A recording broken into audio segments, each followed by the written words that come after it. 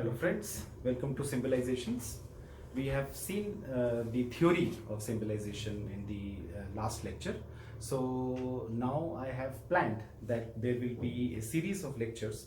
I hope to divide it into shorter but into more parts. Right now I have planned three lectures on exercises on symbolizations. So as you know that these days what happens is that you will get a lot of solutions of questions from any book on the internet and this and that. So if you are planning to solve the questions from the books or or our prescribed book and so on, maybe you can solve it with us. You will also get the solutions or discussion on the solutions in the classes, the regular classes which we are conducting. But it is more important for me to tell you the nitty-gritties, the complexities as well as the intricacies which are involved with symbolization, how to symbolize, what are the things which you should keep in mind while you are symbolizing, and some examples which teaches you more than the symbolization of that question only. So given that understanding, I thought that we will be taking a few examples in each lecture and try to understand that how we need to symbolize. We will take examples from your book, your prescribed book or prescribed books in fact, along with some examples from here and there as well, and try to understand two things. Look, symbolization gives or you should be very clear in this idea. First thing, that in symbolization we need to make an expression ambiguous. Fine. So this is the first thing which we are planning to do. That means your expression has to be ambiguous. It cannot have more than one meaning, right? This is the first thing. Second thing, you need to understand the language of which you are symbolizing to machine language. Right now, we are using English language. So you should have a very basic idea of this language and its idioms and its meanings and so on, right? So this understanding has to be very clear, because till the time you are getting or you basically have this, that you understand the language, because you are not given a sentence in Hindi, you are not given a sentence in say Gujarati or in Spanish, right? You are given a sentence in English. You need to understand the nitty-gritty of this language English, and then you need to translate it to a machine language, to a logical language and so on. So given that, the first and foremost thing is that you need to make an expression which is going to be unambiguous. That means it cannot be interpreted in more than one way. There is exactly one interpretation of it. This is the first thing. Second thing, that it is the meaning as expressed in the language. Now why I'm giving you or why I'm asking you to do all these things, you will understand it. Let us take some example to clarify what I'm trying to say. First, let us take this example. Ram failed in an examination. This is one statement. Ram failed in an examination. Second, Ram failed to concentrate. Fine. Third, Ram failed to pass an examination. So this is the third one. Fine. What is the difference of these things or these statements, and how we need to understand and how we need to symbolize is an important thing, because even if they look more or less the same, but they do not have the same symbolization. Now, another thing which is very important for all of us to understand, that how you need to symbolize or what is the most important thing for civilization, apart from being like it, you have to make an unambiguous expression and you have to understand the language English, because right now we are using English, is, and this is going to be very important, that in a language or whenever we are symbolizing, the first and foremost thing is to divide it into simple proposition. Means whatever is the symbolization of something, the first thing, the first and most important thing for you is to translate the complex sentence into the simplified understanding. That means how you will divide that into simple propositions. Once you divide them into simple propositions, then it is very easy. Like then you will understand that once you know the simple proposition, and as I told you, a simple proposition will be an assertion. It is not a denial. There will be no negation. Obviously the other things are not there. You know that there will be no implication, there will be no conjunction, there will be no disjunction, there will be no equivalence. But even a negation cannot be there.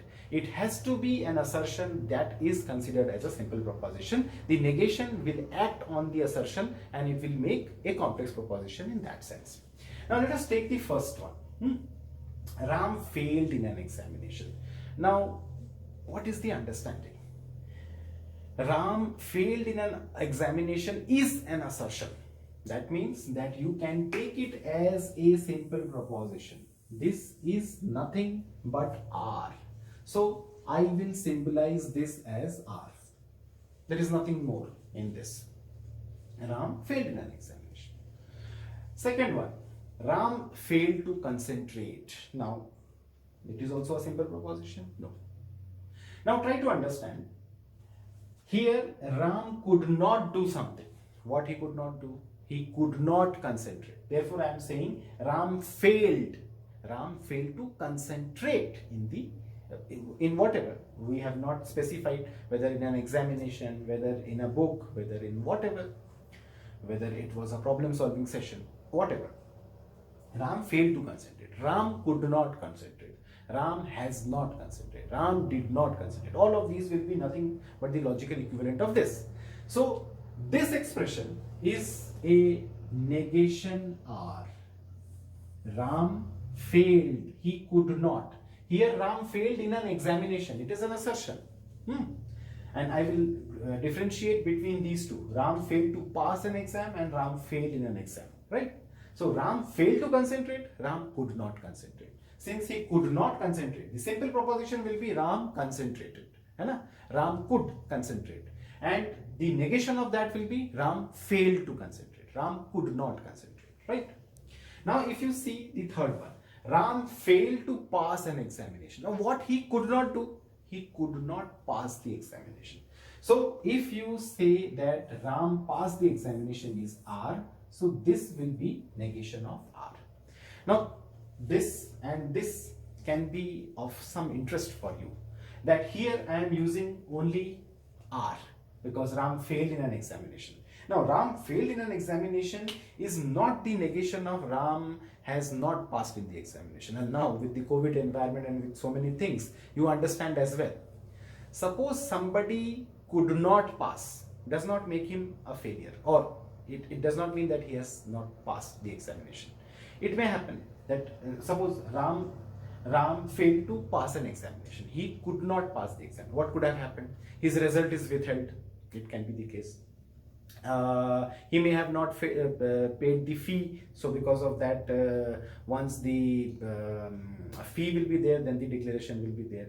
He may have used some unfair means, so maybe because of that the examination, the result is withheld or he has not passed yet. Suppose his course or his degree got extended because of something, so again he has not passed the examination. There can be a number of reasons, right? Ram has Ram left the college. Ram thought that, okay, no, I do not want to study, I will like to take up a job or something like that. So he left the study. So then also he could not pass the examination, but whether you will say that he has failed. So given this understanding, but here it is very clearly said that Ram failed in an examination. Ram failed in an examination is an assertion. Try to understand. There is no negation involved. But when I say Ram failed to pass an examination, it precisely means that he could not pass. He could not pass. Now, he could not pass does not mean that he has failed. As I told you, that there can be a number of things in that. So this was something, or this was a type of question or a type of thing which you need to be told, so that you understand that how we symbolize, or what are the things which we need to remember when we are symbolizing. Let us come to another very interesting part in your book. It is there in your book as well, and this is something which also we usually do not understand. The example is there in your book, and I will tell you. The page number is 13. Okay, there are two examples, so I will take both of them. One is like both, say, let us take two names, Ram and Lakshman wins the election, suppose. Now, this is the example which is given to you. Both Ram and Lakshman wins the election. So, we know that it is a simple answer will be that it is P dot Q, right? Because we know that Ram wins the election and Lakshman wins the election. But many a times people do not understand, they only say that Ram and Lakshman wins the election is P dot Q, but they do not know. You need to divide them very clearly into these two parts. Suppose if I say Ram wins the election, this is a simple proposition, and a simple proposition like Lakshman wins the election, right? So both of them are assertion. So the symbolization is P dot Q. It's the most simplest one.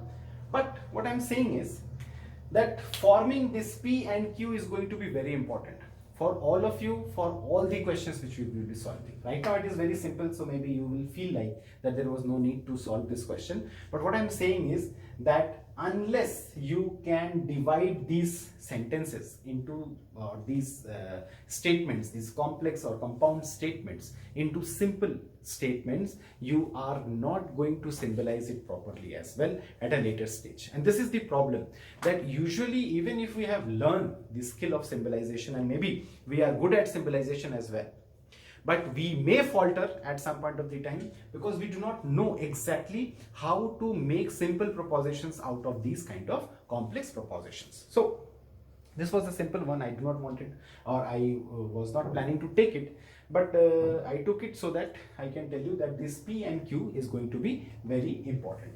Now let us take two examples from the book which you have, and they are very, very interesting and tells you something about symbolization. The first one is Alice and Betty will, like this is, these are two sentences.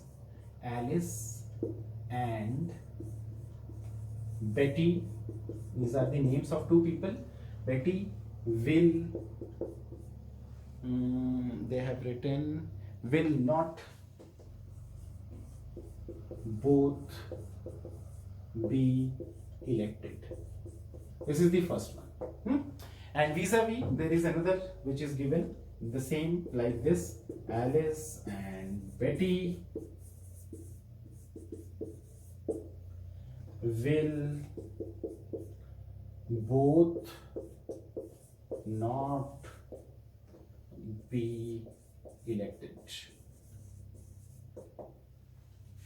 Now, they look very similar, right? The first one says Alice and Betty will not both be elected. The other one says Alice and Betty will both not be elected. Now, how to symbolize them? And their symbolizations are not equivalent symbolizations. First thing first, there is a negation which is involved. So what will be the simple propositions? Alice will be elected, Betty will be elected. So you know that A is Alice will be elected and B will be Betty will be elected, right? So these two things you know. Now how to symbolize this? Will not both be elected and will both not be elected. Let us try to understand this one first. It will be easier for you. Alice and Betty will both not be elected. They will both not be elected. And here it is not both will be elected. So if you see this expression that will both not be elected, that means Alice will not be elected and Betty will not be elected, which is a little bit different than this. When we say will not both be elected, not both. Suppose if we say Alice will be elected and Betty will be elected, so it is not the case. Not both, not both. This is the understanding. And here both not, both not. So for this also there is a negation, for this also there is a negation, and here this negation is outside the conjunction of these two things. And within say 2 lectures, 3 lectures more, you will be also told about certain other expressions.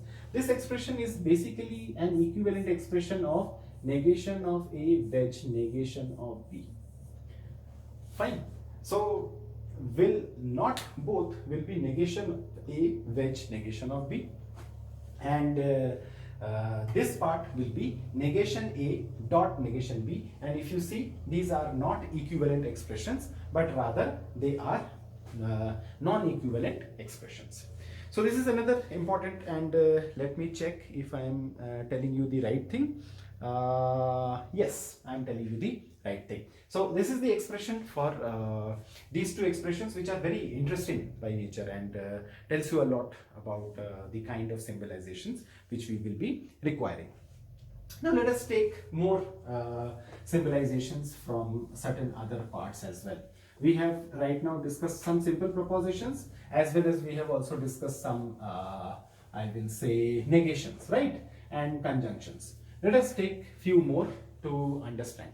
Let us take an example from this book, which says that if logic is difficult, Alfred will pass only if he concentrates. If logic is difficult,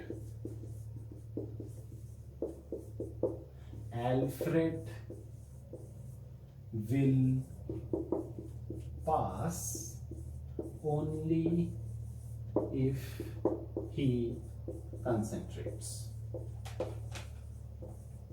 Right? So there are 3 simple propositions in this question, right? There is one simple proposition like logic is difficult.